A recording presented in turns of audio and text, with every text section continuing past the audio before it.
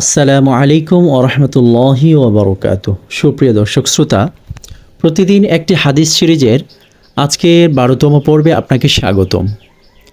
সুপ্রিয় দর্শক, আজকের যে হাদিসটি নিয়ে আমরা আলোচনা করব, ওই হাদিসটি সম্পর্কে প্রত্যেকটা মুসলমানের অবগত হওয়া বর্তমান সময়ের জন্য খুবই জরুরি, অত্যন্ত জরুরি।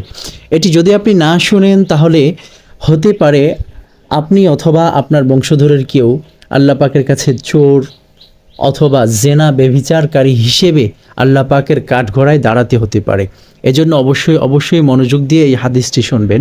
আমরা যে হাদিসটি নিয়ে আজকে আলোচনা করতে চাচ্ছি সেটি হচ্ছে আত-তারগীব ওয়াত তারহিব কিতাবের 2791 নম্বর হাদিস।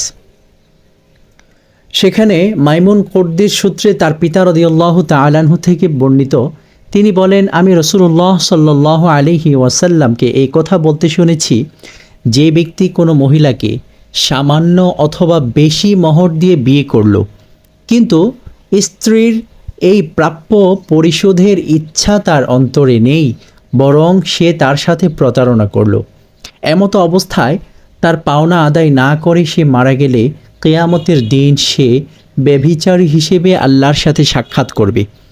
আর যে ব্যক্তি কোনো ঋণ গ্রহণ করলো কিন্তু মালিককে তা ফিরিয়ে দেওয়ার ইচ্ছা তার নেই, বরং প্রতারণা করে সে তার সম্পদ আত্মসাৎ করেছে, ঋণ শোধ না করে মারা গেলে সে আল্লাহর সাথে চোর হিসেবে সাক্ষাৎ করবে। এই হাদিসটি তাবারানি ও সগীর ও আওসাতে বর্ণনা করেছেন। এর বর্ণনাকারীগণ নির্ভরযোগ্য বর্ণনাকারী। এই হাদিসের উদ্দেশ্য এই যে, মোহর আদায়ের ব্যাপারে শুরু থেকেই যে ব্যক্তির মন্দ চিন্তা অর্থাৎ খারাপ চিন্তা থাকে, সে মোহর স্বীকার করল, তবে অন্তরে এত বড় ত্রুটি ও এমন স্তরের গুনাহ রয়েছে যে কিয়ামতের দিন তাকে ব্যভিচারের অপরাধী সাব্যস্ত করা হবে। অর্থাৎ আমাদের সমাজে এমন দেখা যায় যে অনেক ব্যক্তি আছে বিয়ে করার সময় অনেক বেশি মোহর ধরে, কিন্তু সেই মোহরটা পরিশোধ করার চিন্তা ভাবনা অথবা ইচ্ছাই থাকে না, অথবা এমন একটা মোহর ধরে যে মোহরটা দেওয়ার সামর্থ্য তার থাকে না। এজন্য যতটুকু দেওয়ার সামর্থ্য আছে এবং পরিপূর্ণ ইচ্ছা রেখে সেই পরিমাণ মোহর নির্ধারণ করে তারপর বিবাহ শাদী করা চাই। শুধুমাত্র খাতার মধ্যে রেজিস্ট্রি করার জন্য অথবা সেফটি হিসেবে মোহরকে গণ্য না করা চাই। যদি করেন কোনোভাবে, যদি এমন হয় বিষয়টা যে পাত্রীপক্ষ এবং পাত্রপক্ষ দুপক্ষেরই সম্মতি আছে যে মোহর না দিলেও চলবে, সমস্যা নেই, তারপরেও এটা হবে না, মোহর যা নির্ধারণ করা হবে তা দিতেই হবে, এতে কোনো সন্দেহ নাই, এটা দিতেই হবে। বান্দার হকের মধ্যে সর্বপ্রথম যে ব্যক্তি আপনাকে আল্লাহ পাকের কাঠগড়ায় দাঁড় করাবে সে হচ্ছে আপনার স্ত্রী।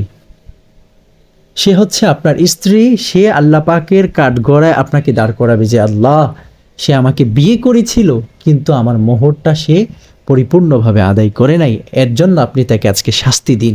সেদিন আল্লাহ পাক রব্বুল আলামিন আপনাকে অবশ্যই শাস্তি দান করবেন। এজন্য প্রিয় দর্শক, খুব বুঝে শুনে খুব ভেবে চিনতে তারপরে সিদ্ধান্ত নেওয়া চাই। বিবাহ এটা একটা ইবাদত, এটা একটা সুন্নত এবং এটা একটি খুব গুরুত্বপূর্ণ জিনিস। বিবাহের কোনো বিষয়কে অবহেলা না করা চাই, ছোট করে না দেখা চাই। আশা করি বুঝতে পেরেছেন। আল্লাহ রাব্বুল আলামিন আপনাকে এই জিনিসটি বোঝার তৌফিক দান করেন। আপনি নিজের ব্যাপারে এটা খেয়াল রাখবেন এবং আপনার সন্তান, আপনার ভাই, আশপাশে যারা আছে, যার উপরে প্রভাব খাটানো সম্ভব অথবা বোঝানো সম্ভব, আপনি বোঝালে বুঝবে, তাকে অবশ্যই এই বিষয়টি বুঝিয়ে দেবেন। আল্লাহ পাক রব্বুল আলামিন এমন গুনাহ থেকে আমাদেরকে বেঁচে থাকার তৌফিক দান করেন। আমিন। আজকে এ পর্যন্তই, আবার দেখা হচ্ছে ইনশাআল্লাহ আগামী পর্বে অথবা অন্য কোনো ভিডিওতে। ততক্ষণ পর্যন্ত ভালো থাকবেন, সুস্থ থাকবেন। আল্লাহ হাফেজ। আসসালামু আলাইকুম ওয়া রাহমাতুল্লাহ।